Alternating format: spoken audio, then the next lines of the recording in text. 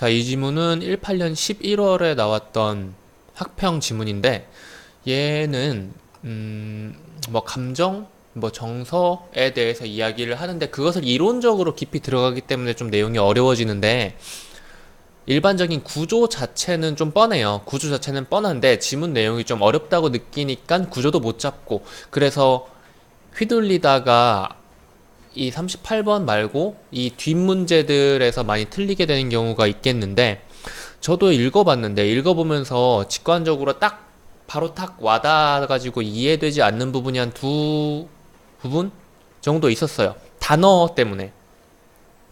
그 부분 어딘지 읽으면서 제가 설명을 해드릴 거고 일단 가장 잘 읽은 경우랑 그렇게 읽으면서 동시에 이 한 문제를 풀 수가 있는데 뭐 이렇게 읽으셔도 되고 첫 문단, 두 문단 읽으셔도 되고 선지를 이게 흐름 물어보는 문제잖아요. 선지를 한번 쭉 훑어보고 문제를 보고 지문을 들어가도 되는데 일단 뭐 어떻게든 지문을 먼저 보고 이 문제를 받든 이 문제를 보고 지문을 다음에 받든 간에 어찌됐건 간에 여러분들이 해주셨어야 되는 것은 이 문제는 쉬운 문제라 가지고 뭐 틀린 학생이 그렇게 많지는 않을 텐데 어쨌든 간에 지문이랑 같이 연계를 할 거예요. 왜냐면 이게 지문 흐름 잡는 데 도움이 되는 문제니까.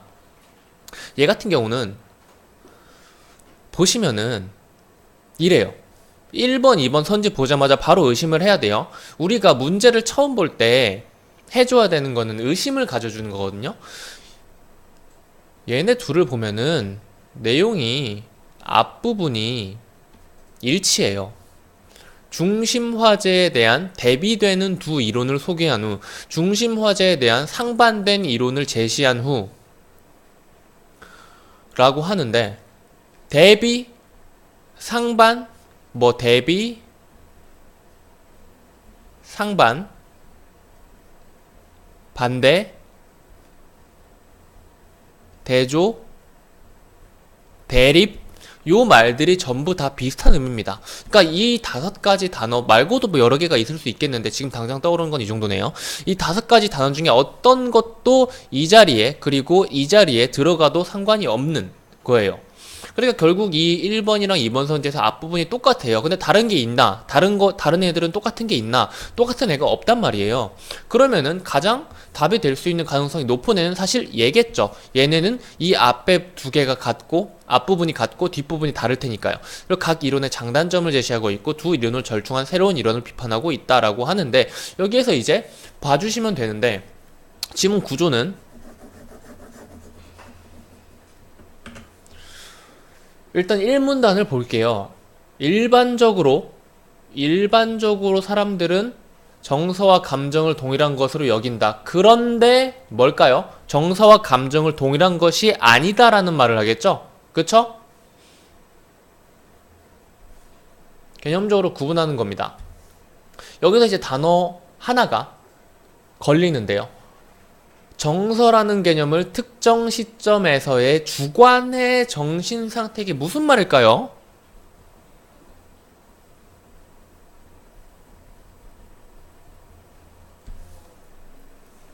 주관.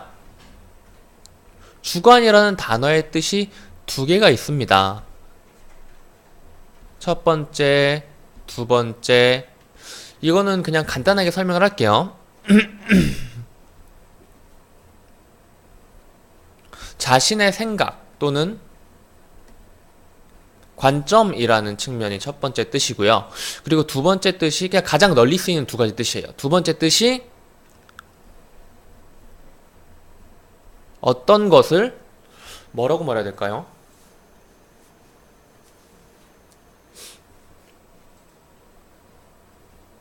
어떤 것에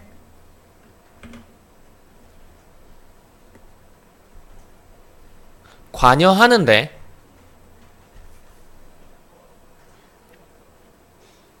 주자를 쓰려면 어떻게 될까? 주인으로 관여하다 라고 생각하시면 될 것 같아요. 그러니까 여기에서 말하는 주관의 정신 상태는 두 번째 뜻으로 특정 시점에서 특정 시점에서 이 정신 상태에 주로 관여하는 주관의 정신 상태, 주로 관여하는 정신 상태라고 봐줘야겠네요. 특정 시점에서 주로 관여하는 정신 상태. 그러니까 이런 식으로 보니까 단어만 봐도 살짝 헷갈리는데 이렇게 봐도 헷갈리죠. 이 주관에 대한 단어는 제가 나중에 또 따로 정리해가지고 여러분들 잘 이해할 수 있도록 해드리겠습니다.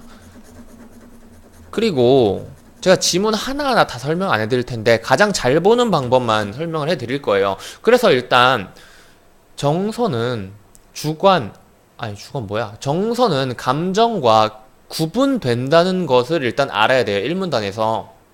그리고 나서 두 번째 문단 가보면은 1문단 살짝 짧잖아요. 두 번째 문단에서 구체적인 설명을 더 줄 수가 있단 말이죠. 자, 볼까요? 크게 두 방향의 이론으로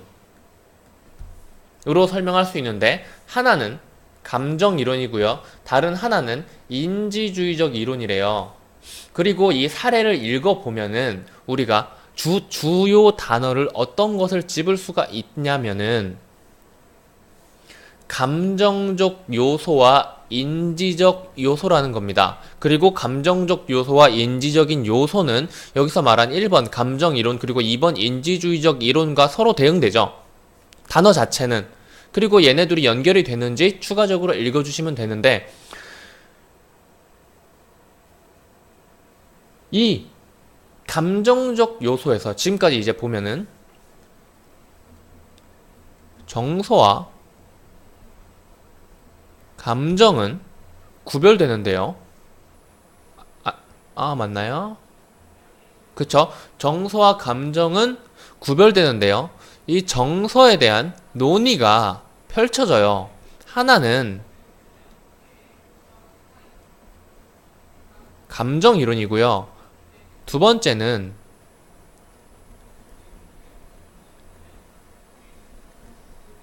인지주의적 이론이에요. 그리고 여기에서 감정적 요소에 해당하는 것은 느낌이고 인지적 요소에 해당하는 것은 판단이나 믿음이래요. 그리고 감정 이론은 전자 뭐죠? 감정적 요소를 중심으로 정서를 정의한 이론이고요. 인지주의적 이론은 당연히 후자, 인지적 요소, 판단, 믿음을 중심으로 정서를 정의하는 이론이겠죠. 감정 이론은 뭐예요? 느낌. 인지주의적 이론은 뭐예요?